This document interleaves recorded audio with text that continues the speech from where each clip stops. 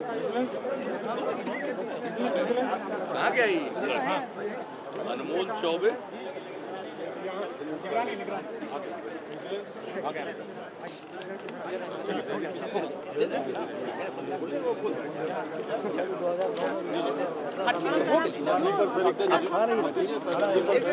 सबके पास आ ही रहे ना, सबके पास आ रहे हैं, लाइन नहीं छोड़ी।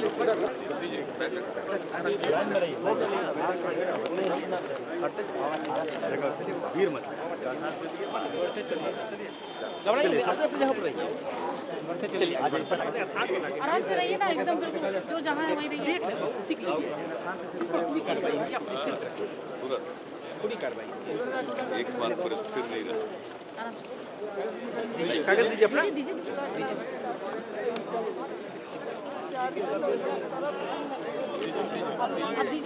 कागज दीजिए। कागज दीजिएगा तब। बोलिए कहाँ से आई? ये कहाँ से आई हैं? गर्दनी बाग से। मेरा देखिए तो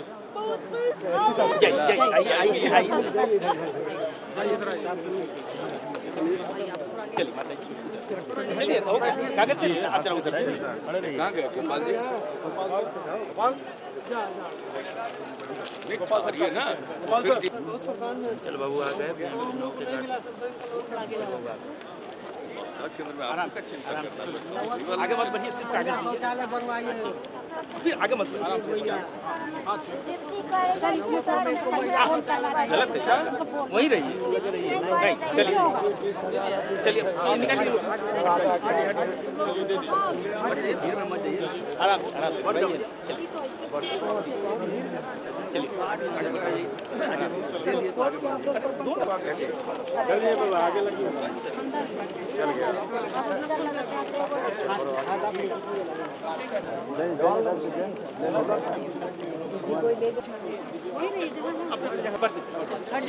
चलिए आप लोग कोई कागज है? कोई कागज है? नाम नाम नहीं है सर। हाँ ठीक है, हो गया। नाम नाम नहीं है। इसका एब्सेस है बहुत बड़ा। ठीक है, हो गया आइए इधर आइए, जाइए सर के पास जाइए। चलिए आप वहीं रहिए। आप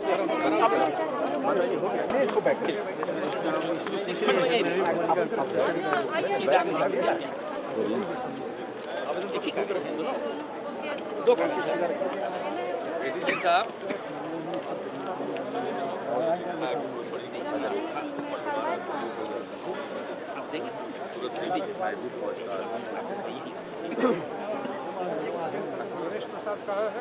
राजस्व कर्मचारी 10 माह से वेतन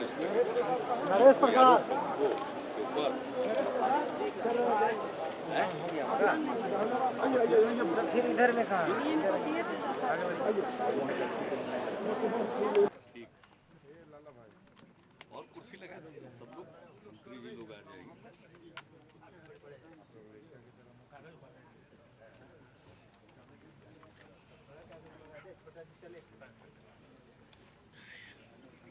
पकड़ लो इसको।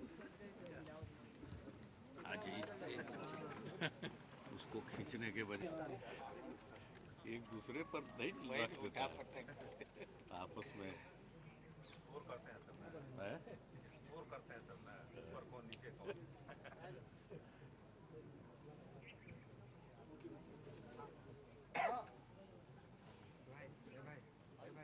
आप लोग तैयार हो तो शुरू हो। जी सर। हाँ आप पूछिए। नहीं देखिए, बहुत सिंपल बात है, आप लोग भी समझ गए होंगे, लेकिन फिर भी मेरे मुंह से सुनना चाहते हैं।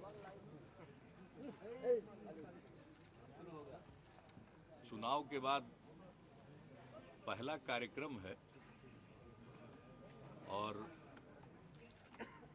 पहले की तरह ही जनता के दरबार में मुख्यमंत्री कार्यक्रम का आयोजन विषयवार ही होगा। पहले महीने के पहले सोमवार को पुलिस और राजस्व संबंधी मामले, दूसरे सोमवार को शिक्षा, स्वास्थ्य और कल्याण संबंधी मामले और तीसरे सोमवार को सिंचाई, पेयजल, नगर विकास, ग्रामीण विकास, पंचायत, कृषि, पशुपालन, सहकारिता, आवास, इन सब विभागों से संबंधित मामलों के शिकायतों का या आवेदनों का निपटारा होगा। तो चूंकि ये महीने का तीसरा सोमवार है और आज शुरू हो रहा है,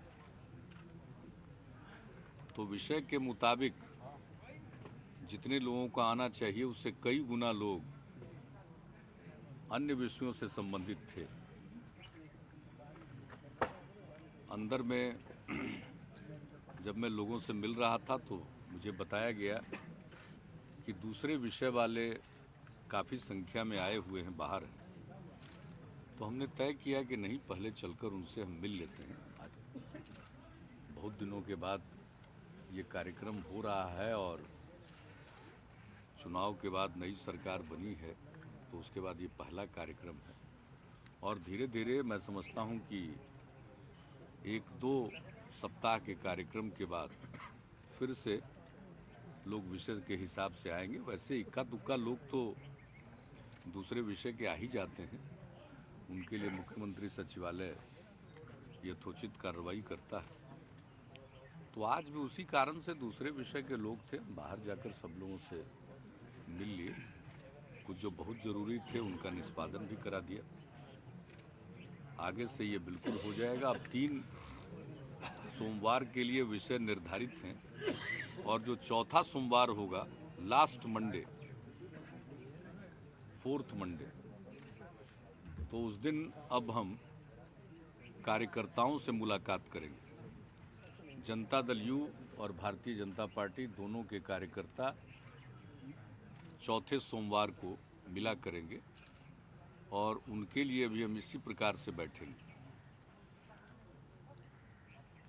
पहले भी हम लोग मिलते थे, मंगलवार को हम मिलते थे और एनडीए के दफ्तर में जाकर दोनों दलों के कार्यकर्ता से हम दूसरे बृहस्पतिवार को मिलते थे। लेकिन अब महीने का चौथा सोमवार कार्यकर्ताओं के लिए निर्धारित हमने कर दिया। जैसे 27 दिसंबर को दोनों दल के कार्यकर्ता मिल सकते हैं और जो भी इच्छुक लोग हैं वो सब आएंगे। और कार्यकर्ताओं के साथ मुलाकात में हमने अनुरोध किया अपने सभी मंत्रिमंडलीय सहयोगियों से कि जो भी पटना में हैं वो सब उस दिन अवश्य रहें, ताकि हम उन लोगों की भी समस्याओं को सुने, उनके विचारों से भी अवगत हों। तो आज पहला दिन है और आज के दिन बहुत दिनों के बाद ये कार्यक्रम फिर हो रहा है और नई सरकार गठित होने के बाद पहला कार्यक्रम है। तो मैं आप लोगों का भी स्वागत करता हूं और आपका सहयोग सदैव जनता के दरबार के कार्यक्रम में रहा है और आगे भी आपका सहयोग मिलना चाहिए, अवश्य मिलेगा, ऐसा मेरा विश्वास है। और ये कार्यक्रम खुला रहता है, लेकिन आज ही हम बता देते हैं कि 3 सोमवार ये आप लोगों के लिए खुला रहेगा। चौथा सोमवार जो कार्यकर्ताओं से मिलने का, उस दिन आपके लिए वो खुला हुआ नहीं। लेकिन आपकी भी क्यूरियोसिटी होगी, इसलिए उस दिन भी, उस रोज़ भी 2 बजे के करीब, 1:30 बजे के करीब आपको सूचना दे दी जाएगी। आपसे बातचीत के लिए हम लोग सब उपलब्ध रहेंगे। चूँकि अगर कार्यकर्ताओं से मिलने जुलने के वक्त में अगर आप लोगों को भी कहा जाए रहिए, तो एक तो वो संकोच करेंगे, वो अपने दिल की बात बोलेंगे ही नहीं। और हम चाहते हैं कि लोग शुरू से ही दिल की बात करें और उसका लाभ हम लोगों को मिले। और हम लोग भी चाहेंगे कि जो हम लोग समझते हैं अपने विचारों से प्रति माह उनको अवगत कराते रहें। तो वो पार्टी का खुला कार्यक्रम होगा इस मायने में कि दोनों दल के कार्यकर्ता आएंगे और आपसे भी मुलाकात होगी, लेकिन उनसे मिलने के बाद। तो आगे के कार्यक्रम की रूपरेखा की जानकारी देना हम मुनासिब समझते थे। नया कोई यात्रा शुरू करने जा रहे हैं? अभी तो 2 साल से यात्रा करते हुए जनता ने कहा है कि आप अपना काम जारी रखिए, तो उनके आदेश। देखिए, ये जो इस बार का चुनाव और उसका जो परिणाम है, अब इसमें मैं धन्यवाद क्या दूं, ये तो जनता की जीत है, उनका आदेश मिला है, ये जनादेश है, सही मायने में जनता का आदेश है कि काम कीजिए, तो काम करेंगे। और काम के सिलसिले में जब कभी ज़रूरत होगा जनसंपर्क करेंगे। अब परसों हम गए राजगीर महोत्सव के कार्यक्रम का उद्घाटन करने के लिए, और कल सवेरे से 5 घंटा जो पिछली बार प्रवास यात्रा के दौरान जो कुछ भी हमने कहा था उस पर क्या प्रगति हुई इसको खुद देखने हम चले गए। तो इस तरह का तो काम कभी भी कर सकते हैं, लेकिन अभी कुछ दिन तो सारे चीज़ों को व्यवस्थित करना है। हम लोगों ने जो अपना 2010 से 2015 के लिए सुशासन के कार्यक्रम निर्धारित कर दिए, कैबिनेट की उस पर मुहर लग गई है और सारे विभागों को वितरित कर दिया गया है। और अब हम विभागवार और प्रक्षेत्रवार जो समीक्षा कर रहे हैं उसमें जो हम लोगों के कार्यक्रम हैं उसके बारे में विस्तृत रूप से हम चर्चा करते हैं, ताकि उसके लिए वो कार्य योजना बना लें। और कई क्षेत्रों के लिए कार्य योजना बनी है, शिक्षा के लिए, स्वास्थ्य के लिए, सड़क के लिए, बिजली के लिए, कई क्षेत्रों के लिए। मैं प्रमुख का कल्याण में जो कुछ भी काम करना हमको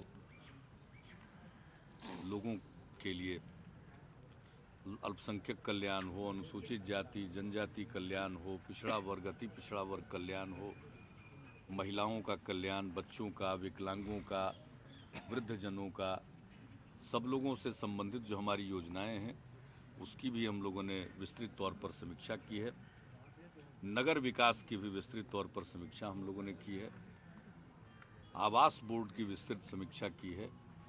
हमारी जो योजनाएं हैं उनको क्रियान्वित करने के लिए हम लोगों ने कई निगम बनाए, जैसे स्वास्थ्य क्षेत्र की आधारभूत संरचना के निर्माण के लिए, या दवाओं के प्रोक्योरमेंट के लिए, या अस्पतालों में जिन इक्विपमेंट की ज़रूरत होती है उनके प्रोक्योरमेंट के लिए एक निगम की स्थापना हम लोगों ने पिछली बार निर्णय किया था, उसको जल्दी से जल्दी फंक्शनल बनाना है। शिक्षा विभाग में बहुत सारे निर्माण कार्य होने हैं, उनके लिए एक निगम बनाया गया, उसकी भी समीक्षा हुई है। पथ निर्माण निगम जो बनाया गया है उसकी समीक्षा हमने की है। इस तरह से इन चीज़ों की समीक्षा की है। अभी ग्रामीण विकास विभाग की हमें समीक्षा करनी है, वो भी इसी वर्ष इसी दिसंबर महीने में हमको करना है। और इसके बाद माननीय उप मुख्यमंत्री जी रिसोर्सेज के बारे में सभी विभागों की समीक्षा कर रहे हैं, और उसके बाद हम जो अपने संसाधन हैं उसके लिए समीक्षा करेंगे। योजना जो हमारी आगे की है उसके बारे में दिशा निर्देश हमने दे दिया है। योजना आयोग के साथ अगले वर्ष के वार्षिक योजना के आकार के बारे में चर्चा प्रारंभ हो गई है, और हमने ये तय किया है कि वो कम से कम 24,000 करोड़ रुपए की वार्षिक योजना अगले बार की होगी। इस साल की वार्षिक योजना, चालू वर्ष की वार्षिक योजना 18,000 करोड़ रुपए की पुनर्निर्धारित हुई है। अगले साल के लिए 24,000 करोड़ रुपए का लक्ष्य हमने रखा है। तो इन सारे विषयों पर हमारी चर्चा हुई है, और जो और काम है उनको हम करेंगे। इसी महीने हमारे जितने संगठन हैं विभिन्न विभागों में, या कई विभागों को मिलाकर कर्मचारियों के जो संगठन हैं उन सबों को भी हम उनसे मिलने का भी कार्यक्रम हम रख रहे हैं। हमने जब पहली बार सरकार बनी थी तो 2005 के दिसंबर में एक बार सभी तरह के कर्मचारी संगठनों से भी बातचीत की थी। इस बार भी हम सबों से बातचीत करेंगे, और क्या उनकी समस्या है इसको भी जानेंगे, समझेंगे, ताकि आगे के दिनों में हम जो कर सकते हैं, जो कुछ भी हमसे संभव होगा उसको करने की कोशिश करेंगे। तो अभी तो हाँ, इसी दिसंबर महीने फिर हम उद्यमी पंचायत भी लगाएंगे। अब वो इस महीने अगर समय निकल तो इस महीने या अगले महीने, फिर उद्योग की भी हमने समीक्षा की है। हम लोग जो हमारी औद्योगिक प्रोत्साहन नीति है 2006 की, उसको और बेहतर बनाने के लिए हम काम कर रहे हैं। और जो पुरानी हमारी औद्योगिक प्रोत्साहन योजना है उसको अभी विस्तारित कर दिया गया है, जब तक कि नई प्रोत्साहन नीति न बन जाए। और हमारी कोशिश होगी कि 31 मार्च 2011 तक नई औद्योगिक प्रोत्साहन नीति हम बना लें और उसको लागू करें, ताकि निवेश के लिए और बेहतर वातावरण पैदा हो सके। और अभी हम लोगों ने सिंगल विंडो सिस्टम लागू किया है निवेश के प्रस्तावों पर विचार करके उसकी मंजूरी देने के लिए। अब उसी प्रकार से उनको भी यह दायित्व, स्टेट इन्वेस्टमेंट प्रमोशन बोर्ड हमारा है, उनको यह भी दायित्व दिया जा रहा है कि वे जो निवेशक हैं उनको किसी प्रकार की अगर समस्या आती है तो उसका भी वो समाधान करें। तो इस बात के लिए भी उन्हें जिम्मेवारी सौंपी जाएगी। इन सब चीज़ों पर विचार मंथन चल रहा है। जहाँ जहाँ भी रिक्तियाँ हैं, जिस जगह भी, उसको भरा जाएगा और कई जगहों पर विस्तार होगा। जैसे हमारे पुलिस में अभी जो राष्ट्रीय मानक है उसके अनुरूप हमारे यहाँ पुलिस बलों की संख्या नहीं, और राष्ट्रीय मानक के अनुरूप हम पुलिस बलों की संख्या बढ़ाना चाहते हैं। 1 लाख की आबादी पर 124 पुलिस बल, और उसके लिए जितने पुलिस कर्मियों की या पुलिस पदाधिकारियों की नियुक्ति होनी है हम इस 5 साल के अंदर करेंगे। और इसलिए हमने लक्ष्य रखा है कि प्रतिवर्ष लगभग 10,000 9,000 पुलिसकर्मी की और 1,000 पुलिस सब इंस्पेक्टर की प्रतिवर्ष हम बहाली करेंगे, तो 5 साल में हम राष्ट्रीय मानक पर पहुंच जाएंगे। और इस बीच में जो भी वैकेंसी होती है रिटायरमेंट के कारण, सेवानिवृत्ति के कारण, वह भी प्रतिवर्ष भरी जाएगी। अब जैसे अभी बैकलॉग की वैकेंसी करीब 2600-2700 थी, और नई नियुक्ति 10,000 कांस्टेबल्स की जो चल रही है, इसके तुरंत बाद फिर जो हमारी अब तक की वैकेंसी जितनी है उसके लिए भी बहाली शुरू हो जाएगी। और जो 5 साल की योजना हमने बनाई है उस हिसाब से प्रतिवर्ष हमें 10,000 पुलिस में बहाली करनी है, कांस्टेबल्स की और सब इंस्पेक्टर की। वो भी काम हम प्रारंभ कर देंगे। शिक्षकों की बहाली बड़े पैमाने पर होगी। आप समझ लें कि लगभग 3 लाख और शिक्षकों की बहाली होगी। तो इसी तरह से विभिन्न क्षेत्रों में डॉक्टर्स की, इंजीनियर्स की, पैरामेडिक स्टाफ, जूनियर इंजीनियर्स, सभी में बहाली होगी। तो सभी विभागों के साथ बैठ करके उस कार्य योजना की समीक्षा की जा रही। और हमने खाद्य और उपभोक्ता संरक्षण के साथ, सहकारिता विभाग के साथ, कृषि विभाग के साथ बैठक की है। और हम प्रोक्योरमेंट ज़्यादा से ज़्यादा करेंगे। और अपनी नई खाद्य सुरक्षा योजना जो हमारी प्रस्तावित है उस पर काम हो रहा है, ताकि हमारे सर्वेक्षण के मुताबिक जितने बीपीएल परिवार हैं उनको सस्ते दर पर हम अनाज उपलब्ध करा सकें। तो उसके लिए हम ज़्यादा बढ़ चढ़ कर प्रोक्योरमेंट करेंगे। और हमें जो अतिरिक्त खाद्यान्न की ज़रूरत पड़ेगी उसका भी प्रोक्योरमेंट करना चाहते हैं। तो इसके लिए पैक्स का सुदृढ़ीकरण किया जा रहा है और खाद्य सुरक्षा योजना तैयार करने के लिए हमने कहा है। तो प्रोक्योरमेंट का और फिर उसके डिस्ट्रीब्यूशन का, इस पर काफ़ी काम चल रहा है। भ्रष्टाचार पर लगाम लगाने के लिए हमने कई कदम उठाए हैं, और उसके लिए जो आगे जो काम होने हैं उसके बारे में हमने दिशा निर्देश किया है। अब जो सरकार में, राज्य सरकार में क्लास 1, क्लास 2 और क्लास 3 के जितने अधिकारी और कर्मचारी हैं उनको भी अपने संपत्ति की वार्षिक विवरणी देनी। तो ये काम भी प्रारंभ होगा। विशेष न्यायालय विधेयक लागू हो चुका है और उसके मुताबिक काम भी शुरू हुआ है, जिसमें आय से अधिक संपत्ति रखने वालों के मामले में जहां एक तरफ मुकदमा चलेगा और दूसरी तरफ अगर सरकार समझती है और जो निगरानी है उसकी समझ में ये बात आती है कि इनको आय से अधिक संपत्ति अर्जित किया है इन्होंने, ये संपत्ति उनके पास नहीं रहनी चाहिए, इसको राज्यसात कर लिया जाना चाहिए, कन्फिस्केट करना चाहिए, तो उसके जब्ती के लिए भी सक्षम प्राधिकार के यहाँ आवेदन देकर हम उनका आदेश प्राप्त करके उनको जब्त करेंगे और जो भवन जब्त होंगे उसमें स्कूल खोलेंगे। तो ये जो हमारी योजना है, अब वो पहला आदेश हो गया। अब 1 महीने का उनको टाइम है, 1 महीने में वो जमा कर दें अपनी संपत्ति, नहीं तो फिर इसके बाद उनका जब्त होगा। तो इस तरह से ये सब प्रक्रिया एक साथ शुरू होगी। जो लोक सेवा गारंटी कानून है,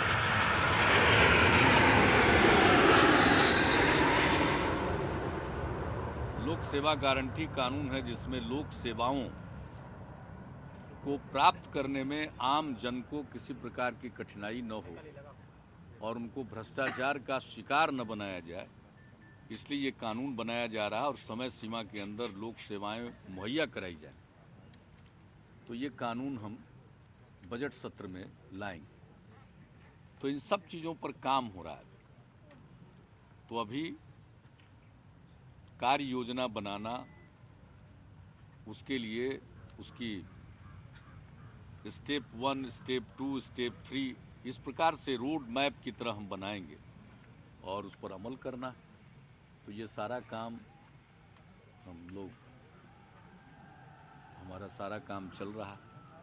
शिक्षकों की बहाली पहले की तरह होगी या टेस्ट? शिक्षकों की बहाली के लिए नियमावली में परिवर्तन होगा और सबसे पहले एक क्वालिफाइंग टेस्ट होगा और जो क्वालिफाई करेंगे टीचर्स, उन्हीं में से शिक्षकों की बहाली होगी नियोजन इकाइयों के द्वारा।